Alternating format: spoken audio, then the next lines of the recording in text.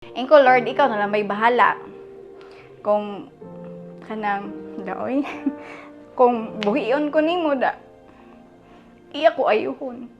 Pero wala dyan ko'y plano, sir, nga magpa-opera.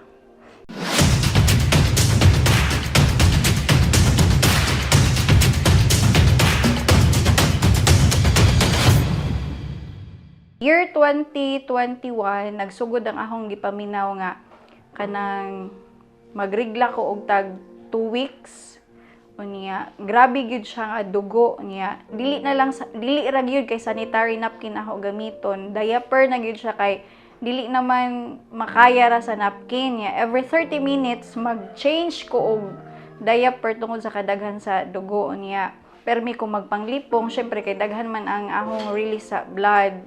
Pero abi na ko adto nga kanang dara siya og menopausal nga symptoms kay mamay laingon. Back then adtong February 2022, dihay niingon nako nga luspad kaayo ko nya yellow na ang ahong color sa skin. Nya wala na ko na mapansin pero kanang nagpa-check up ko kay nagtuo ko nga na ko'y problema sa liver. Then, only to find out nga naaday ko'y myoma. So, mo to nga, yellowish na ko tungod kay ang ahong red blood cells, kuana, kanang low na siya. Nga, another symptom pod, kanang, dako akong tiyan. Pero migali ko pangutan og buntis ba ko kay sa kadako gyud niya niya. Bisag unsaon na ho og diet, di magid siya mo gamay. So, mo to, pag ingon sa doktor nga nako'y myoma, gipa-prepare ko niya og 300,000 kay for operation na gyud siya. Di na daw madala og kanang mga medisina tungod sa kadakon. 300,000 makaya gud siguro og pangita no, pero di maghuna-huna ko sir nga musud og operating room niya. Murag dili gyud ko pa opera kay mahadlok ko. So, ingko Lord, ikaw na lang may bahala. Kung kanang daoy kung buhion ko nimo da, iya ko ayuhon. Pero wala dyan ko'y plano, sir, nga magpa-opera.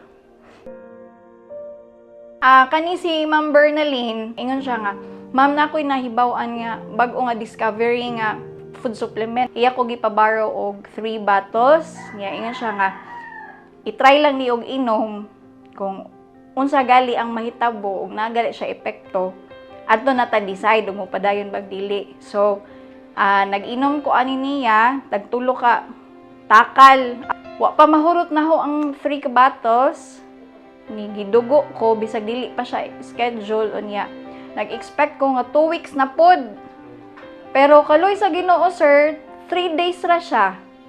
Ni stop gyud siya pag after 3 days. Mga after 5 days gikan sa 13 sa akong pag-take, gigawsan kog mga ingani kadako nga tibuok nga dugo nga itom nga baho kaayo.